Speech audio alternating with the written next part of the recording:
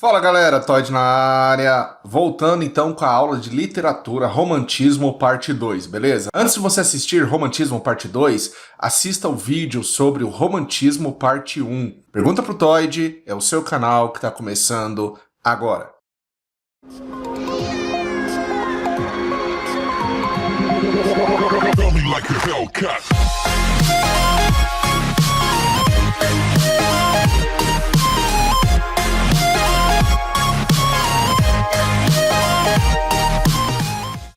É isso aí, galera. Veja bem, o Romantismo Parte 2 vai falar mais sobre a prosa romântica, ok? O desenvolvimento, então, dessa narrativa que eu citei, aqui no Brasil, ela está ligada, se você não sabe, à influência dos romances europeus e ao processo da modernização que o país passava naquela ocasião, como a urbanização da cidade do Rio de Janeiro durante a chamada República Velha. Ela forma, então, pessoal, uma sociedade consumidora em busca de entretenimento, apoiada pelo impulso que o jornalismo possuía naquela ocasião, e facilitou a divulgação desse romantismo através da massa de folhetins. Então, explicando para você o que é um folhetim, tá? Vem de folha mesmo. Folha que vem de jornal, jornalismo. O folhetim, ele é uma espécie de narrativa literária seriada dentro dos gêneros da prosa e da ficção romântica, ok?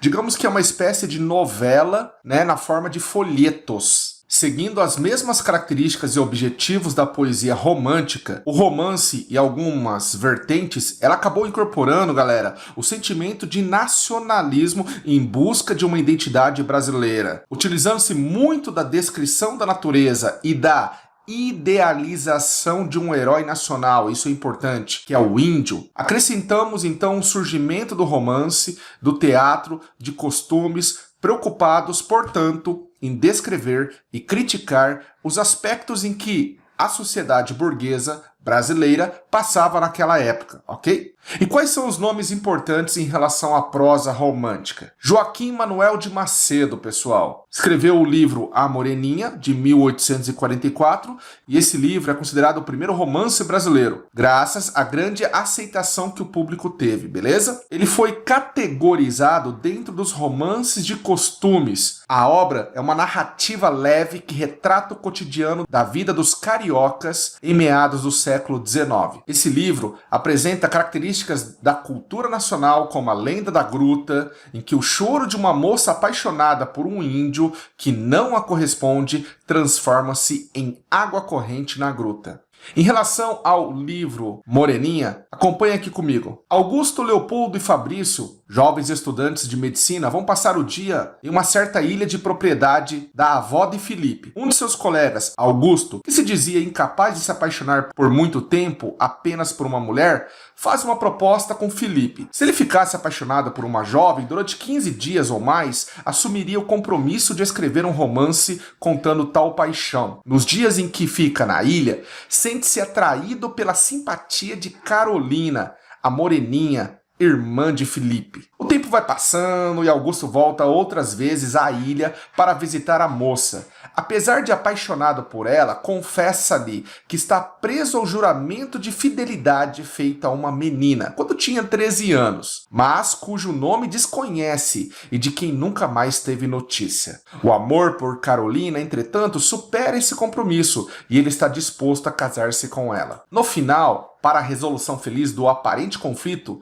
descobrem que eles são as duas crianças que juraram fidelidade muitos anos atrás. Augusto ganha o amor de Carolina, mas perde a aposta com Felipe. Quando lhe perguntam sobre o romance que irá escrever, ele responde que já está pronto e que se chama Moreninha. Legal, não é? Bom, outro romantista é o Manuel Antônio Almeida, autor do livro Memórias de um Sargento de Milícias de 1852-1853. Embora considerado então um romance de costumes, essa obra diferencia-se das outras pela recusa ao sentimentalismo do período, pois se afasta da visão da burguesia e retrata a simplicidade que o povo brasileiro possuía. A escrita, pessoal, ela é meio satirizada ao contar a história de Leonardinho, um anti anti-herói, típico malandro que está à margem da sociedade. O romance fere os padrões românticos da época, ao ponto de ser considerado, digamos, um antecipador do realismo. E é claro, o famoso José de Alencar. Ele é o precursor do romance indianista, com Guarani, de 1857, e Iracema, de 1863. Suas obras têm como propósito traçar um painel do Brasil, explorando-o literalmente em suas diversas facetas sociais, políticas e econômicas. O intuito, pessoal, é reforçar o nacionalismo característico da primeira geração romântica. Em O Guarani e em Iracema, José de Alencar defende a parceria entre o nativo e o colonizador europeu, enfatizando o aspecto da aculturação do índio. Notamos isso, sabe onde? Na relação, por exemplo, entre Peri e a família de Antônio de Maris, o Guarani, ou entre Iracema e o português Martim, cujo relacionamento resulta no nascimento de Moacir, que significa o quê? Filho da dor, e na morte da Índia. Além disso que eu citei, os romances ressaltam o contexto histórico brasileiro. Iracema, ela é baseada em uma lenda do processo da formação do Ceará. O autor, José de Alencar, escreveu romances de caráter regional ainda, como O Gaúcho,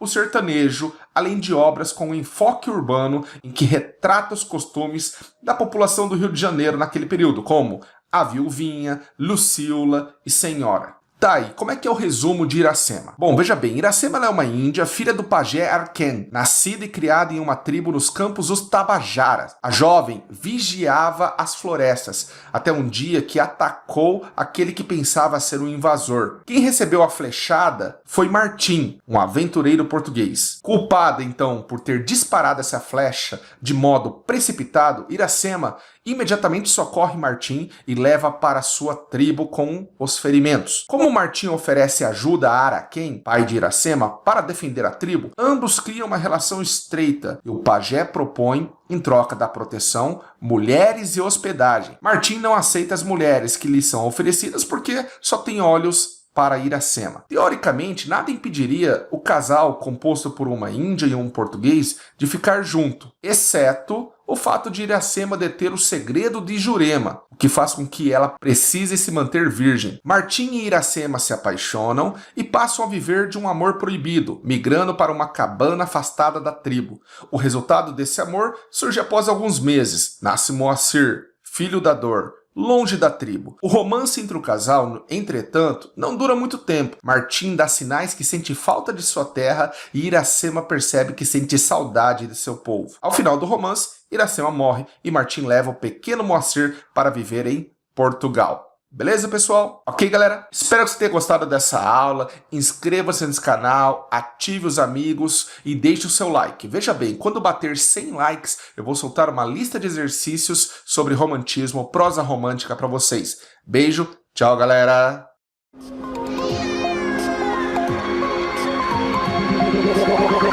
Like a Hellcat.